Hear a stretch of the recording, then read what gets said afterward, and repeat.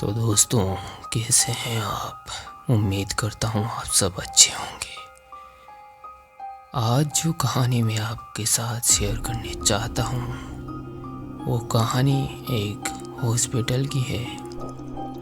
किस तरह उस हॉस्पिटल में प्रियंका का एडमिशन होता है, किस तरह उसकी नौकरी लगती है और किस तरह उस हॉस्पिटल में भटकती रूह को मुक्ति मिल पाती है। आज मैं इस कहानी के माध्यम से आपके साथ शेयर करना चाहता हूँ। उम्मीद करूँगा आपको ये कहानी अच्छी लगेगी। तो आइए चलते हैं कहानी पर। दोस्तों, ये कहानी बिहार के एक बड़ी सिटी हॉस्पिटल में हुई एक खौफनाक घटना पर आधारित है। प्रियंका नाम की एक लड़की वहाँ रहा करती थी जो बहुत ही प्यारी और समझदार थी। वह मेडिकल की पढ़ाई कंप्लीट करने के बाद उसे एक सिटी हॉस्पिटल में जॉब मिल जाती है। वह पहली बार जॉब के लिए कार में अपनी मम्मी के साथ वहाँ जा रही होती है। उसकी मम्मी बहुत घबराई हुई थी। माँ को घबराया हुआ देख प्रियंका ने कहा, माँ, आप इतनी घबराई हुई क्यों हो? आपको तो आज खुश होना चाहिए क्योंकि आपकी बेटी आज पहली बार जॉब करने जा रही है। मम्मी ने बोली, ये बात सही है बेटा, पर जिस हॉस्पिटल में तू जॉब करने जा रही है वह सही नहीं है। तूने सुना है ना उसके तीसरे फ्लोर के बारे में? प्रियंका बोली, क्या मम्मी, आप भी, ऐसा कुछ नहीं होता।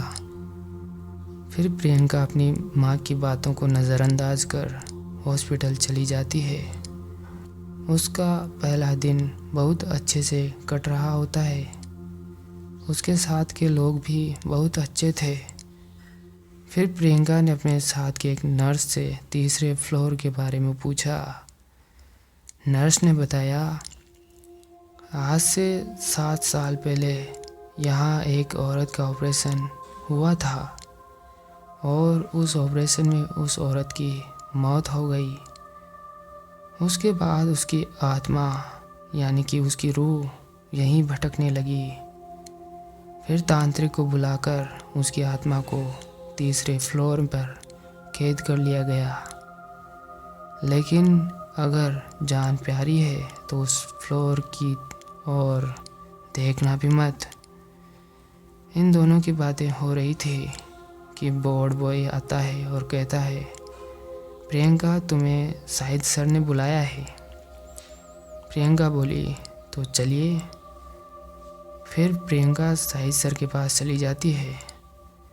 शाहिद सर ने कहा, तुम्हारी आज ही ज्वाइनिंग हुई है। प्रियंका बोली, जी सर।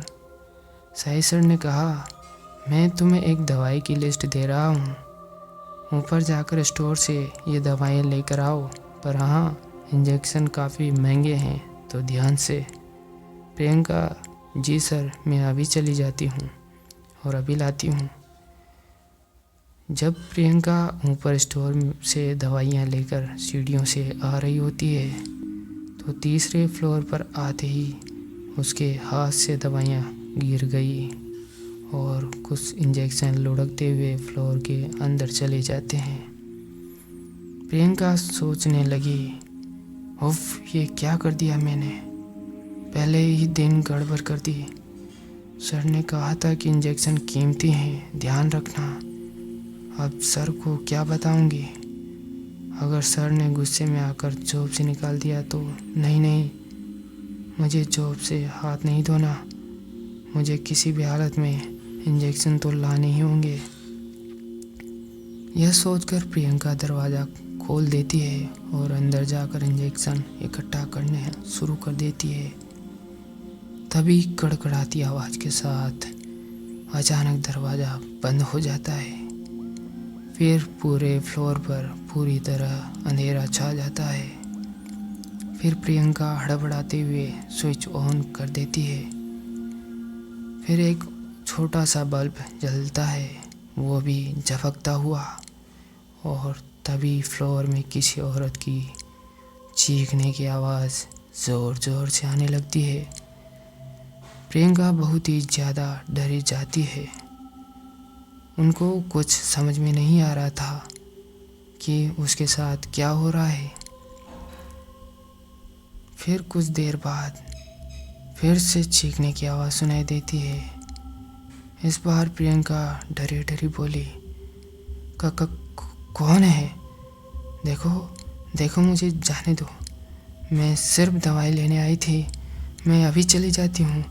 देखो देखो मुझे, मैं जा रही हूँ। मुझे कुछ मत करना प्लीज़।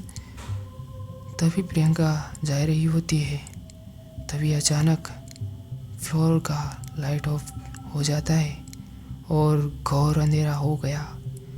प्रियंका रोने लग जाती है। फिर अचानक उस औरत की रूह का कटा फटा चेहरा खून से लथपथ सामने आ जाता है और प्रियंका जोर से चीखने लगती है। उस औरत की रूह बोली, बदला लेने में मदद चाहिए, क्या तुम मेरी मदद करोगी? प्रियंका डरी हुई बोली, मैं आपकी मदद नहीं कर सकती। और मैं क्या मदद कर सकती हूँ आपकी? उस औरत की रूह ने गुस्से में बोला, तुम्हें मेरी मदद करनी ही होगी। प्रियंका डरी हुई बोली, ठीक है, मैं आपकी मदद करूँगी। बताइए क्या मदद करूँ? उस औरत की रूह ने बोला, मैं एक बार यहाँ अपने बेटे का इलाज करवाने आई थी, तो साहिद ने कहा ऑपरेशन करना पड़ेगा। फिर कहता है उसकी ऑपरेशन में मृत्यु हो गई। लेकिन जब मैंने चुपके से डॉक्टर की बातें सुनी तो पता चला कि मेरा बेटा मरा नहीं था, उसे मार दिया गया और सारे अंग निकाल दिए गए। फिर जब मैंने उसका विरोध किया और सबको बताने की धमकी दी तो उन्होंने मुझे भी मार दिया और सबको यह बता दिया कि मेरी ऑपरेशन में मौत हो गई। शायद अब भी ऐसा करता है, वह अच्छा इंसान नहीं है। प्रियंका बोली, जो तुम कह रही हो यदि वह सही है तो मैं हर हाल में तुम्हारी मदद करूंगी। फिर एक दिन प्रियंका ने अपने दोस्त को पेशेंट बनाकर शाहिद के पास भेजा। शाहिद उसको ऑपरेशन कराने को कहता है।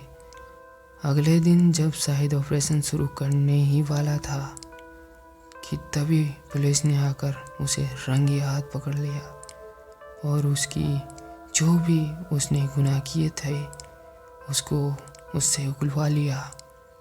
शाहिद को सलाखों में देख उस रूह को तो मुक्ति मिल जाती है और वो रूह प्रियंका को धन्यवाद देकर उस अस्पताल को छोड़ देती है और वहाँ से गायब हो जाती है। उसके बाद तीसरे फ्लोर को ओपन कर दिया जाता है। अब वह जाने से कोई नहीं डरता। दोस्तों, ये कहानी झूठी है या सच ये तो मैं नहीं जानता, लेकिन मैं आपको एक ही सलाह देना चाहूँगा कि आपको अगर हमारी कहानी अच्छी लगी तो वीडियो को लाइक शेयर सब्सक्राइब ज़रूर करें और ऐसी ही कहानियाँ सुनने के लिए हमारे चैनल पर जुड़ जाएं। तो मैं मिलूँगा अगले वीडियो पर ऐसी ही हॉरर कहानी के साथ। तो मिलते हैं नेक्स्ट वीडियो में, तब तक के लिए डरते रहिए।